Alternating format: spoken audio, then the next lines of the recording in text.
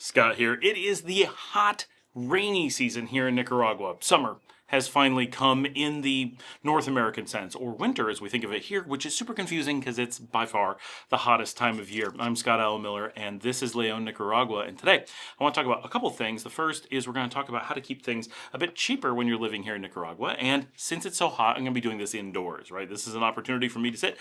We tend to like how it looks when I'm in here, so it's a chance for me to use the studio. This is where we're going to be doing the live stream, which is also coming up later on the day that I'm recording this. So I don't know if I'm going to release this on today or not, but that will be coming up.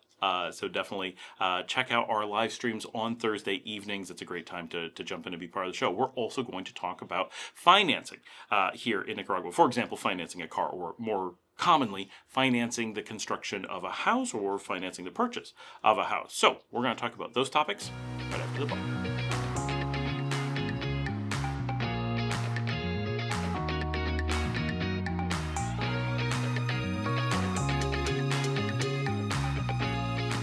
In a number of recent videos, we talked about how to have budgets and keep the cost of living low here while living in Nicaragua. And this is a common thing because so many people who are moving to Nicaragua are doing so at least partially inspired by the fact that it is one of the lowest cost of living regions in the Western Hemisphere, and for those coming from North America, therefore one of the lowest cost living places in the world because of the proximity to the places that people are coming from. The travel to and from becomes very inexpensive. Clearly, there's loads of Asia and Africa that are going to be lower cost of living if you aren't traveling back and forth to the US or to Canada. But if you are doing that, it's really hard to beat Nicaragua. Even though Colombia may compete with it in overall cost of living, or Paraguay may compete, they're so much farther away, especially Paraguay, from the United States and Canada, that generally Nicaragua is going to crush them in total cost of living, because an entire 1 to 2 months of full living costs could be consumed by a single set of flights.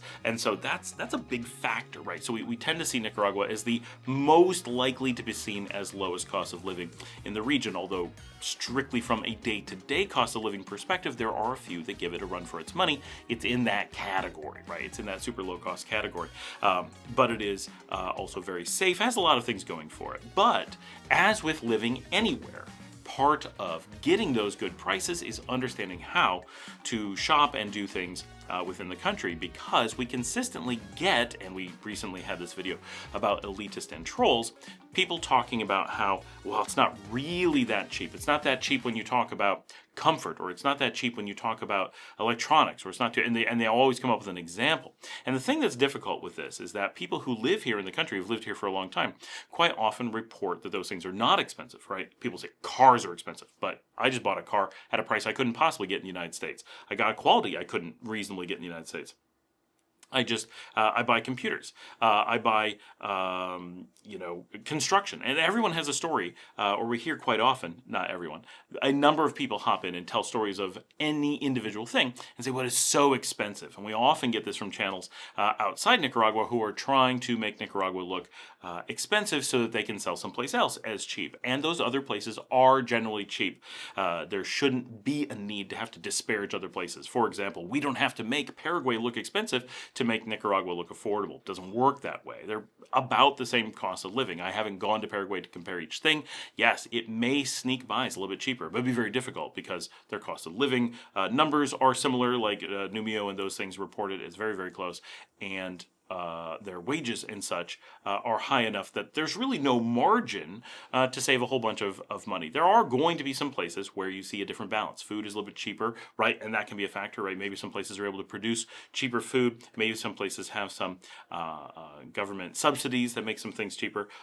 Some places just have an overabundance of housing, and so that's cheaper. Some places have denser populations, that makes it cheaper. Those things can happen, right? So we can see some numbers get better, potentially some places, and every so often we hear stories from, say, Ecuador, where someone's getting an amazing cost on a house, and we're like, wow, even for Nicaragua, that seems pretty cheap, which is an amazing thing, because people absolutely don't believe that, like, I have a really nice apartment, not where my office is, for $180 a month in the middle of a highly desirable city, in a really nice spot that's very safe, with access to a lot of things, 2 bedrooms, plenty of space for a small apartment. And they're like, wait, 180? That's your actual price? And yes, that's my actual price. And so when people tell me that things can't be done at that price, I'm like, you do realize I live here and I'm paying the prices we're talking about, right? When I say you can get a car cheap, I get a car cheap. When I say I can get computers cheap, I'm getting computers cheap. These are actual things that are happening, not things I've heard a story of. Although in some cases, there's some things I don't do, right? I've never bought a 4x4. If you can get a 4x4 cheap and I hear about it, it's the best I can report. So just like if you were living, say, back in the United States, and I've talked about this on another video, but it's been some time and it wasn't dedicated like this. When I lived in the United States, one of the secrets to not wasting all of your money is learning how to shop. And part of that is when you live in the US, certain things are very, very cheap and you take advantage of that. For example, shipping to your house is very, very cheap.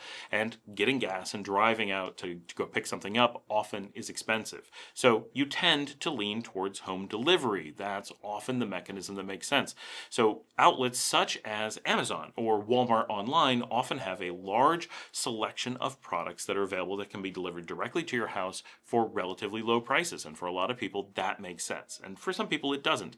And for those of us who want to be able to go pick things up while we're running around town or want to get groceries and don't want those to be on a truck or whatever, we're able to drive out and go to different stores. And we know that certain grocery stores are going to be expensive because they have luxury items, and certain places are going to be cheaper.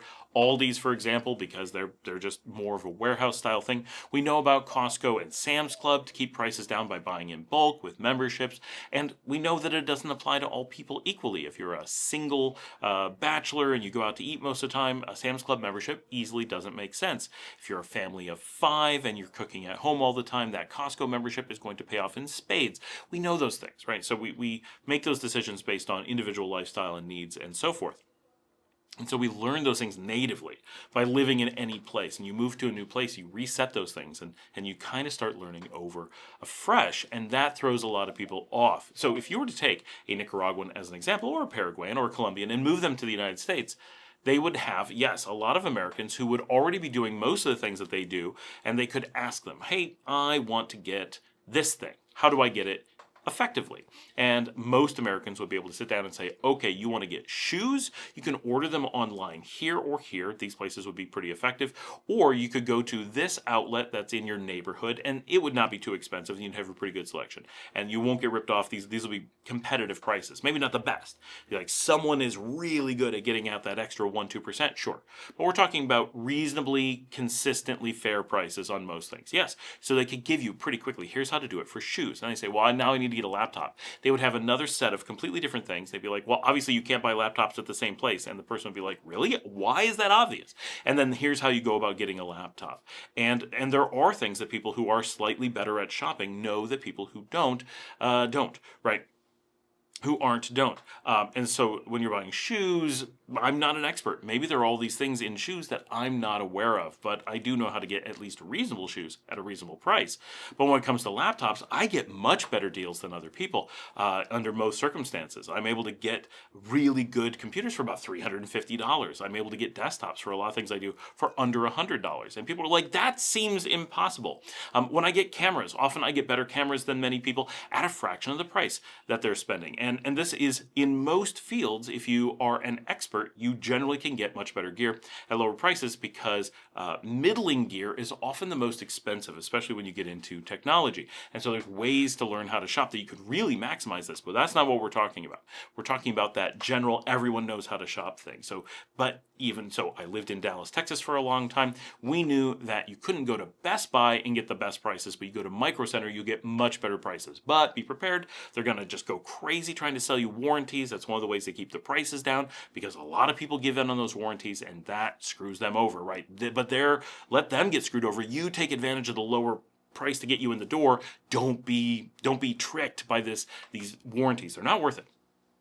All right, so a little bit of buying knowledge goes a long way. And I could walk into stores in Texas and get really good deals on a very reliable basis. Very quickly, very easily. Yeah, it's a terrible line to stand in. Yes, the salespeople are terrible. Yes, the buying experience is awful. But at the end of the day, I'm getting a really good deal. So you learn how to put up with those things. It's part of the skills of being a savvy shopper in the United States. And the same thing is true for groceries, clothing, electronics, luxury goods, furniture, you name it. And these are things that none of you are used to thinking about, I think, being skills that you have, but they are. And when you move to Nicaragua, just like if those Colombians and Paraguayans moved to the United States, they're lost. They have no idea how to do these things. When you move to Nicaragua, you're going to be lost. And I had to shop for a laptop in Bolivia not that long ago. And trust me, it was a wild experience. We had to walk through markets that were very exhausting to walk through, and as we did so, we had to stop into shop after shop after shop after shop and ask a million questions and try to do a bunch of things,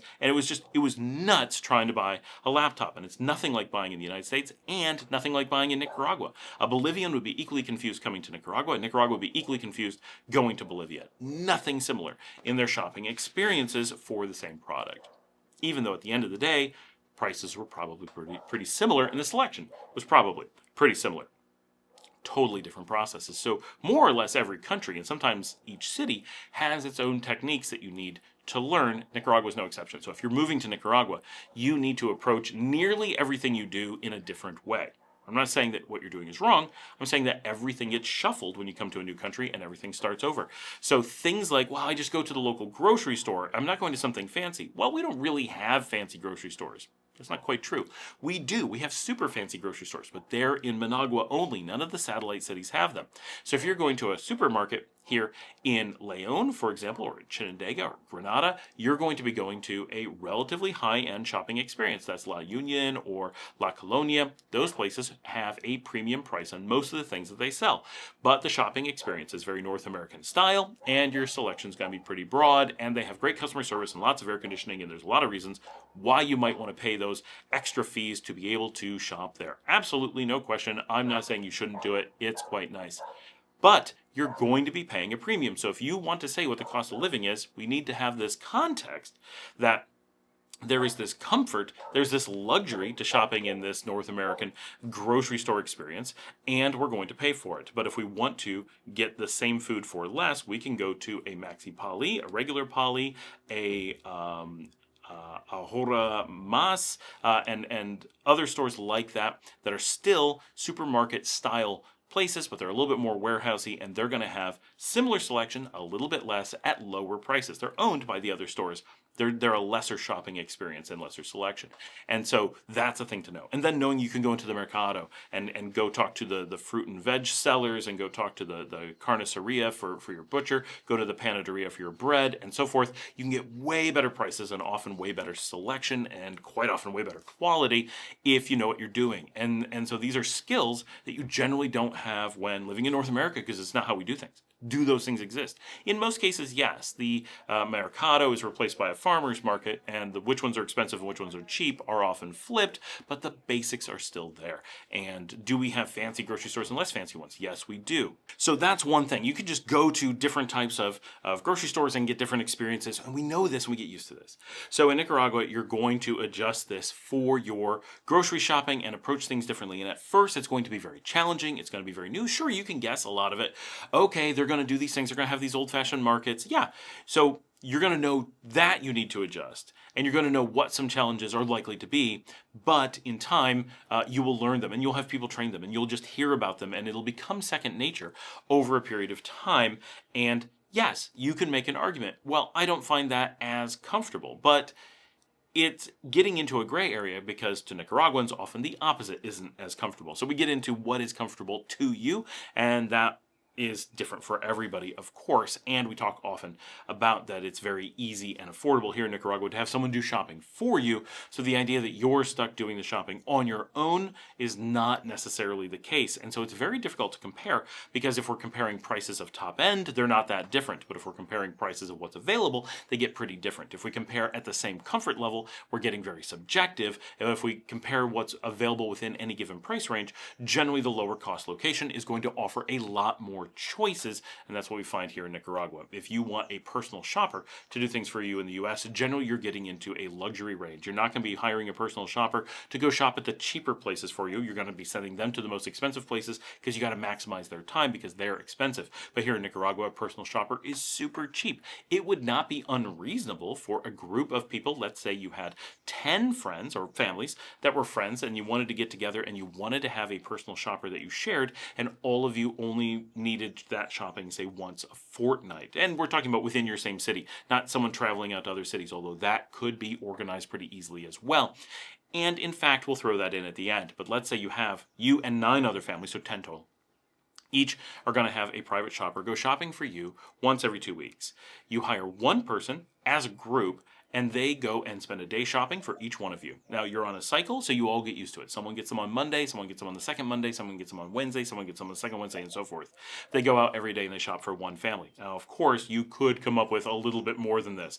No one needs one entire day to shop for one family. So it could be that they come in the morning, they go through the list of what you need, they then go to the markets, and they go to everything, right? They go to the grocery store, they go to the mercado, they go to the specialty panaderia, whatever. They get all the things that you need. They might spend an hour at your house making a list in the morning, and of course you'd maintain some things for them during the fortnight. And then they go out, they spend maybe 4 to 6 hours shopping. While they're doing that, they could pretty easily have a list to grab a few necessary items for other people in the group.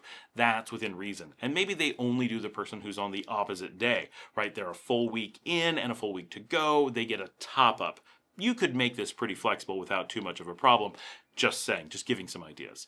But they come back, they deliver all your food. Now, they do that for 10 days, but pretty typically in Nicaragua, people work 12 days out of a fortnight most of the time, but they will need time off. So let's assume 11 days out of a fortnight. So that means that once every 2 weeks, they have an extra day to make a run to Managua. If they did that, went early in the morning, went to Managua and shopped all day at PriceSmart and maybe a few other places, yeah, going to be a super busy day, but they could shop for all 10 families, getting all the big items that they need during that period, and then bringing it back, and then having a thing where they disperse it. Yep, a little bit of effort. It's not completely like the easiest thing ever. Yes, you'd have to play with a lot of different factors, but you could see how, and this is a contrived situation, one person working for exactly 10 families and blah, blah, blah, right? Like, okay, but you can see how that could potentially happen. But the idea is here in Nicaragua, you're really hiring shoppers to go to places that are lower cost because the whole thing is lower cost. And so it's a luxury that can be approached well within the envelope of your shopping, at least for groceries. And we talk about this a lot because it's a really powerful concept. But outside of groceries, we run into many of the same basic factors. We just don't shop for other things nearly as often. Now, when it comes to non-grocery items, of course, it gets a lot more complex because every item tends to be kind of its own thing. If you're looking at appliances, you may be going to one type of store, you may be doing a different behavior. In some cases, we do have appliance stores here in Leon, for example, and some of them are big chains like Gallo Mas Gallo or Tropigas. But in other cases, we have little local places like Mendoza right here in the city of Leon. And in each one, you may get different benefits. You might get better prices and delivery at Mendoza, but you get no warranty. But they will take the objects out of their boxes and test them. Go to Gallo Mas Gallo, you're going to pay more, but you'll get a traditional manufacturer's warranty.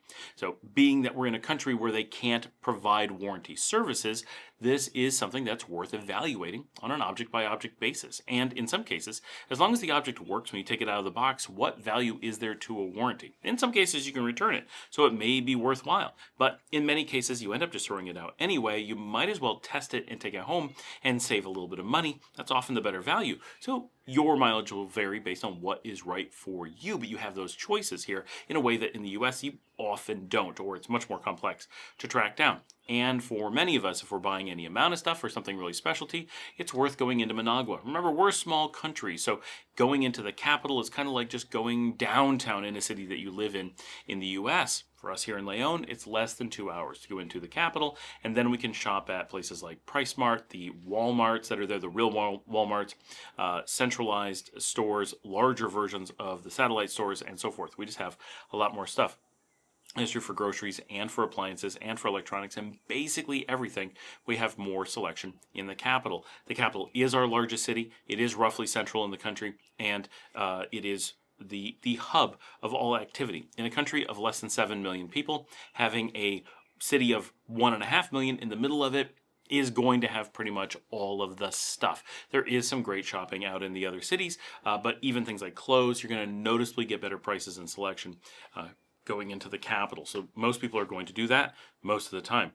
Learning which things make sense to go into the capital for, learning to schedule your purchases and plan out a little bit better on an item-by-item basis goes a long way. Some of the things that people forget or overlook is that when you live in the US and you say, well, I'm able to get these things for cheap, you're often going through many different processes for different things. And one of those processes is often ordering online, and that can be misleading as to what's actually happening. Now, if you're going to Amazon and placing an order, you probably know what's happening. But, for me, for example, I may want to, and this actually happened with this particular lens. I really like my Suri 56mm, and I wanted this very special one in this very special color, because normally it's black. And in order to get this at the best price, the best selection, the best everything, I don't go to Amazon, and I certainly don't go to B&H. I go to Suri's own website. When I go to Suri, I get membership pricing. I get the very first shipments out, even before Amazon. I get the best possible treatment and the best possible price because I'm cutting out the middleman. They're benefiting, and I'm benefiting from them benefiting. Everybody wins, except for the people we cut out, but that's their own fault. So we're getting a really great value. But when I order from Suri, they're not around the corner. They're in China. And so when I order this, they actually package it for me in China, place the order, put it on a ship, and ship it to me in the United States when coming from China. So even if I'm in the United States, I'm ordering this directly from China to get the best deal. And that's true of a lot of the equipment that I use. So I'm already ordering overseas as part of the process. That's just one example of how I have this complicated supply chain for things that I buy when I'm in the United States. Well, if I'm here in Nicaragua, I can do similar things. Maybe I can order directly from China or directly from Honduras, wherever our product is coming from. Now, it's true. Not as many products are made in Nicaragua as are made in the United States, so that's a little bit different. And not as many things shipped directly to Nicaragua shipped directly to the United States, so that's a little bit different. But importantly, I can get shipments directly from the United States. So even today, if I want to order this exact lens from this exact vendor and follow the exact same process, I can do so. So while if someone asks me, hey, can you get a Suri lens sent to you in Nicaragua? Unfortunately, they don't send directly to Nicaragua right now. There isn't a shipping path that allows them to do that, so no. But if I order it to the United States, to a shipper in the United States who will ship it to me here in Nicaragua, yeah, I'll get the exact same deal that I would get if I was in the United States. Now, of course, right now there's tariffs, so this is 2.5 times the cost that it was when I bought it, but the process remains the same, that it gets shipped to the United States and then gets shipped to Nicaragua. Because the shipping is so cheap to Nicaragua in most cases, I just noticed we have a dent on this lens. Oh no, that makes me sad. Because we are able to have everything come in and shipped to Nicaragua, we really are getting things at the same price as the United States. Whether it's a laptop, if I pay $350 for it in Dallas, I pay $350 for it online, and it comes through my shipper to here. And at $250 per pound, most items that aren't too heavy are coming in really cheaply. It's really not something that you notice too much. And yes, it takes a little bit longer. Yes, you have to think about it a little bit differently. But are we really putting in more effort than when we buy directly in the U.S.? Not really. And do we get exactly the same price? Almost. Like it comes in ridiculously close because there are several different small factors, right? There's cheaper shipping, there's some tax advantages because it's not going to a final destination inside the US. And so by thinking outside the box or by thinking outside of replicating how we shopped when we lived somewhere else and saying, okay, we had to learn all these skills when shopping, when buying things, when living in the place that we're originally from. We need to relearn all those skills and assume, because Scott said so, that there are good deals to be had in nearly everything. There will be exceptions, but very few. If you hear people complaining, it's so expensive to do something, ask around because there's a really good chance that someone you know has figured out how to do that thing without paying as much. And this really does add up because when you talk to people online, especially people who are making these outrageous claims that life is expensive in Nicaragua, and ask item by item, where are you seeing this? Because they'll come back and say, houses are expensive, construction's expensive, labor is expensive, taxes are expensive, cars are expensive, food is expensive. You say, wait a minute. Everyone else is listing all or nearly all of these items as very cheap, much less than what you're seeing other places. Why are you seeing it as more expensive? Investigate that. And in many cases, they're just lying, but assuming they're telling the truth, you're going to find someone who didn't do their research, who's buying in weird ways, who's following bizarre practices that don't make sense, not able to fundamentally understand their billing, for example. Here, people tell me how expensive the electric is, but it doesn't seem to be more expensive than my electric was in the United States. So where's that coming from, right? It all depends on how you measure it, what you're looking at, but we're not seeing that much more. We do see more than we wish we did, but that's normally the case. But there's things we can do to make it much cheaper that we aren't doing because it's not that expensive. So we could lower it more, but it would take more work. And we do plan to do that when we get around to it. But when we're looking at itemizing, we can break this down and say, okay, there's no way a house comes close to what it is in the US. So let's look at real pricing. And generally people are loath to give you this because they don't want to admit what they actually paid. Because if they're saying it's expensive, they're stuck either admitting they overpaid or they have to admit that they lied in most cases because houses here really are cheap. And you can prove this by going out and buying a house. That's a lot to do just to prove a point, but many of us here are going out and buying houses. And so that is a worthwhile experiment. But remember, you had better get a good price because it is cheap here. So as someone who has purchased property here, I can tell you it is quite affordable. Really surprisingly affordable. It's something you should think heavily about because if you're thinking if you allow people to convince you that it's going to be expensive, you'll easily pay expensive prices and then contribute to, well, I paid a lot. Okay, but you didn't have to. You chose to. That's not the same. A thing is only as expensive as you have to pay, not as expensive as you decided to donate, right? Same thing with cars. I bought a really nice car, SUV, for $27,000. My business partner bought a really nice car for $20,000. Right? New, right off the lot, with warranties and all the bells and whistles. Those aren't things we can do normally in the United States. We might be able to get deals that are kind of close to that, but we're getting them cheaper here. That's important. Cheaper. Even cars, the things that people are convinced is going to cost more here, we don't see costing more. In some cases, there are the same models that you can match that will cost more here, but normally they're luxury items that no one here would normally buy except to show off that they can spend lots of money, such as American brands. No one really wants an American brand here. They don't make a lot of sense. So if you're driving one, it's generally to flaunt that you can drive one, not because you're making a wise car buying decision. But if you're buying the cars that are common here, Nissan, Toyota, Mazda, Chery, Geely, Great Wall, Jack, GAC, Hyundai, Kia, you're going to find that the values, the amount you have to pay here is probably equal to or lower than you would in the United States. And we have a lot of options, or several options, that exist here at really low prices that don't exist in the United States because they keep them out. And that's it. Something you have to consider is that we have more options at lower prices. And so it really is generally pretty cheap. When we talk about computers, people will always say computers in Nicaragua are so expensive. How can that be if you're comparing them against the US and we can buy whatever you can get in the US at US prices? Something must be wrong. It's empirical that you can't have it be more expensive here. Now, if you said Nicaragua has some option the US doesn't and it's even cheaper, okay. I'd still be like, that seems unlikely. Probably that option exists in the US and you just didn't realize it, and that'd probably be true. And many people in the US spend way more than they should, and they have no idea what prices should be. They're just comparing what they've purchased. And so you get on both sides some very big unknown numbers, and no one knows what the real lowest numbers are, right? Everyone has somebody who's better at buying than they are. So I know that I can get good laptops for $350 under normal circumstances. That's a pretty good deal. But somebody out there is going to be able to get them at $325 and just knows better than me, has a better options in supply chain and so forth. But at least I'm in the ballpark, right? So, and I have a fair knowledge that you can't get much below $350 without them being, stolen. And so, knowing that we can match the prices from the US, it's hard to make an argument that an object is going to be, that doesn't weigh too much, is going to be more expensive here. Well, it clearly can't be. And I can prove it anytime you want. Well, I can buy a computer for only $350 in the US. Okay, show me. Yep, I can buy that here for $350. Oh.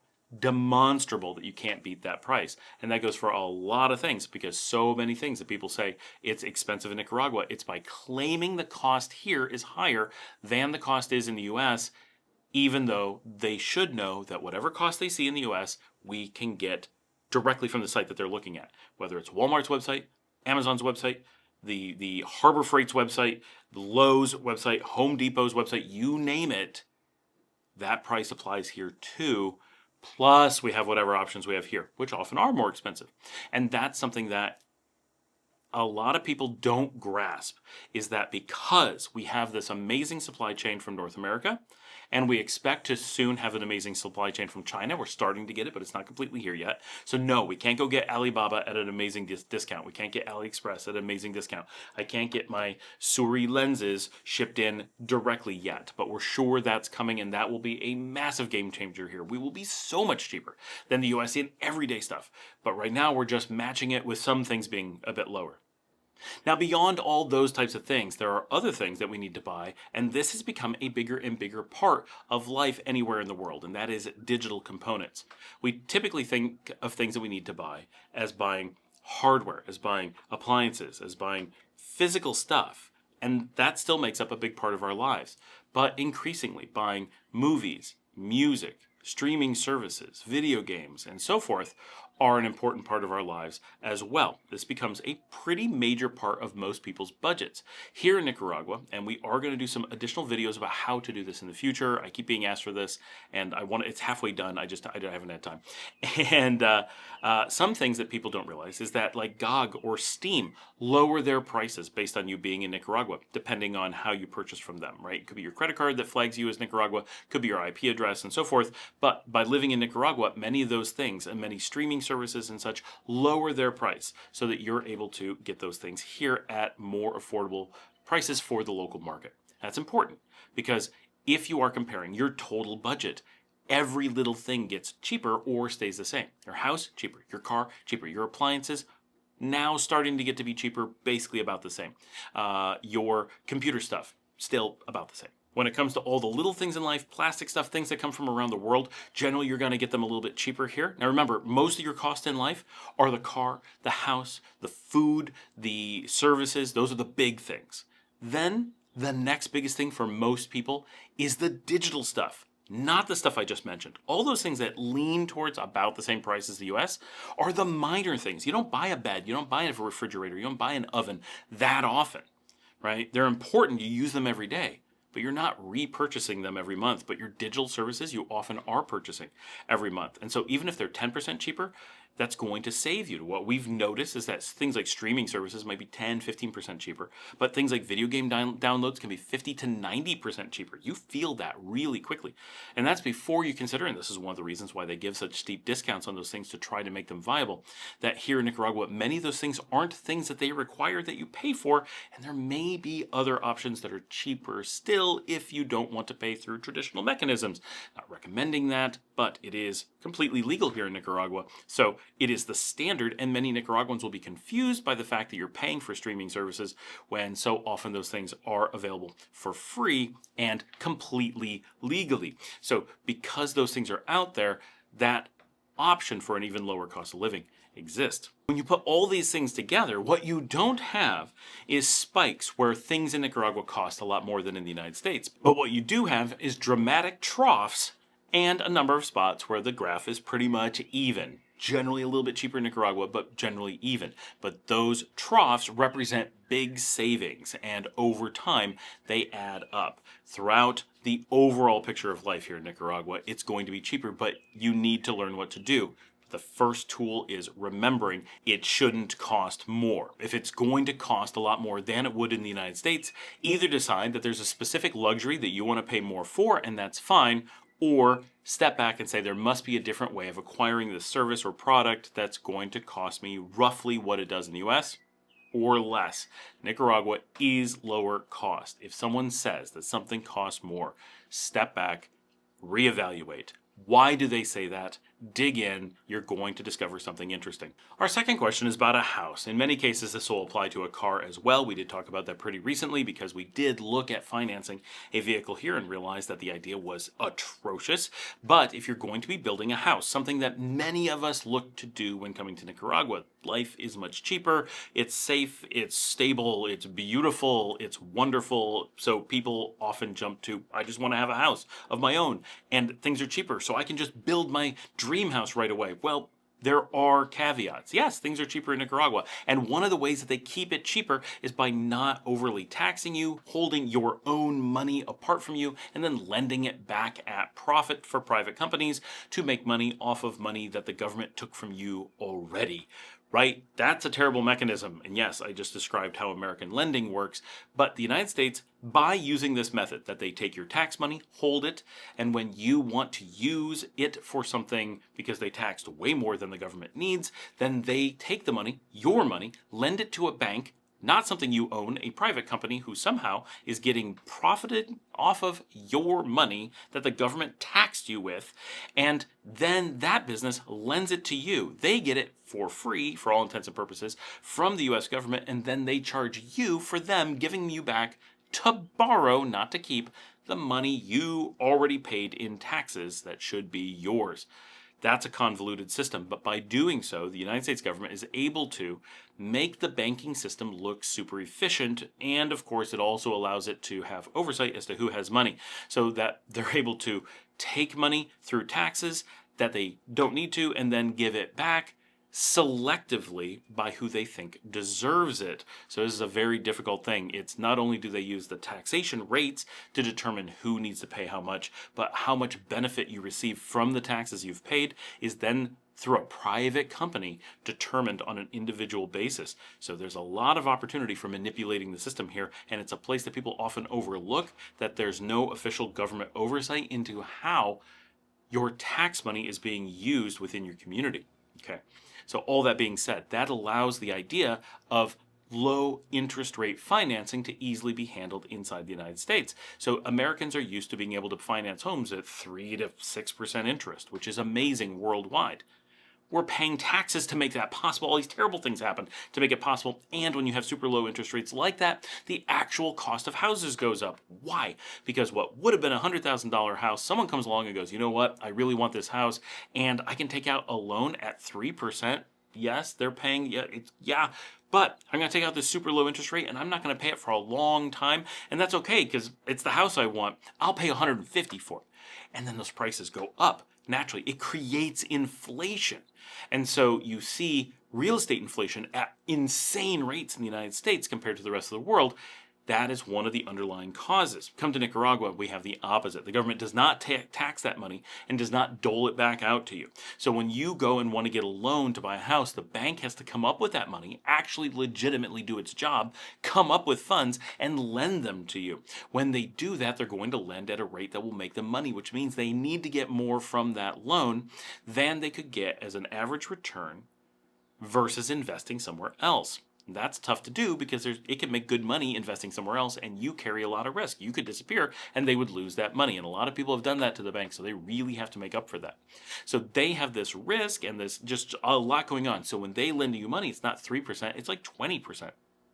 So if you're going to build a house here and you need to borrow money to do it, you're going to be paying this outrageous rate. So you're going to be like, I need to pay this off as fast as possible. I need to keep it as cheap as possible because it hits you right away. So because of that, you don't have people saying, I'm just going to borrow money and get a bigger house. It doesn't work. You wouldn't be able to pay it back reasonably. It's way too much. And so people don't do that, so the inflation from that doesn't happen. But it also means you can't come in with very little funds and take out a big loan and build a house. Can you technically? Yes, I have gone to the bank, I've been offered loans. But once we saw the rates, once we saw the terms, we realized there was no way in the world that we would ever consider, it would never come across our radar to consider actually moving forward with a loan. We would do without the house, we would do without the car, whatever, if we had to take that loan. Totally not worth it because those rates are just so high. But they make sense. They're the real rates behind the scenes. So because of that, yes, in theory, if you're coming to Nicaragua and you have access to banks, you have a business here, you've established enough that they will actually consider you for a loan, you have enough collateral, you could take out a loan.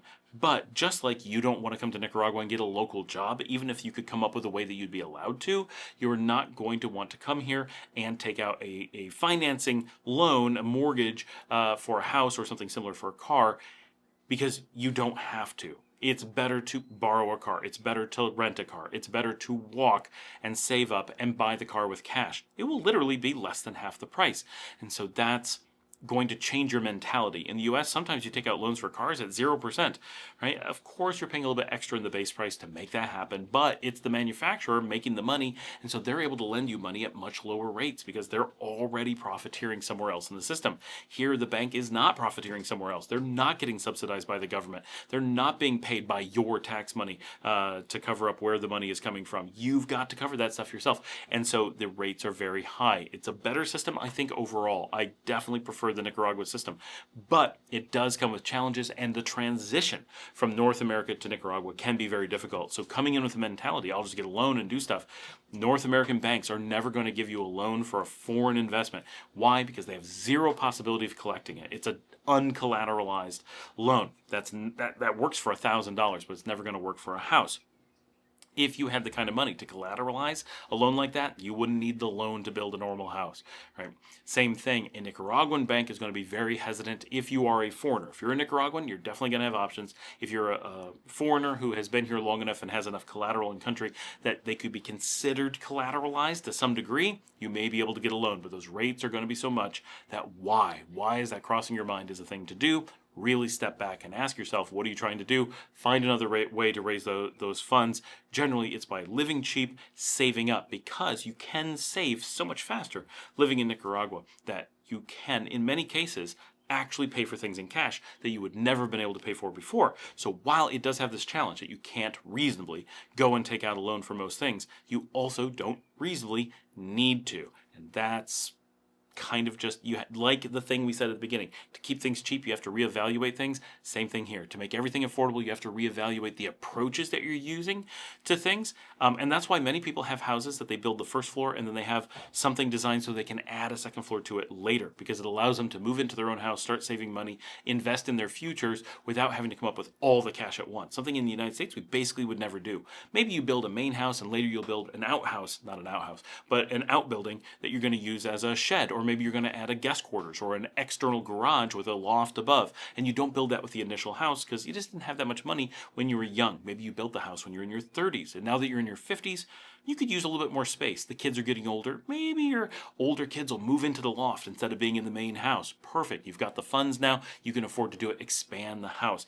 Americans would do that. Here, it would be much more like we have a first floor with a living room and 2 bedrooms, and now the kids are older. They're thinking about having kids of their own. We're going to add a floor upstairs. They're going to move up there because they're young and they can go up and down the stairs. Grandma and grandpa, who are now living on the first floor, always have been, are going to stay down there because, old knees, and they need to be on the ground floor. So that is an approach that is done here, and that's why you see it so much. And in much of the world. In the US, it's uncommon, but most places it is the norm. Thanks for joining me. Like and subscribe. If you'd like to help support the channel, you can buy me a coffee at buymeacoffee.com/ScottAlanMiller. As always, like, subscribe, share on social media, tell a friend about the show, and I will see all of you tomorrow.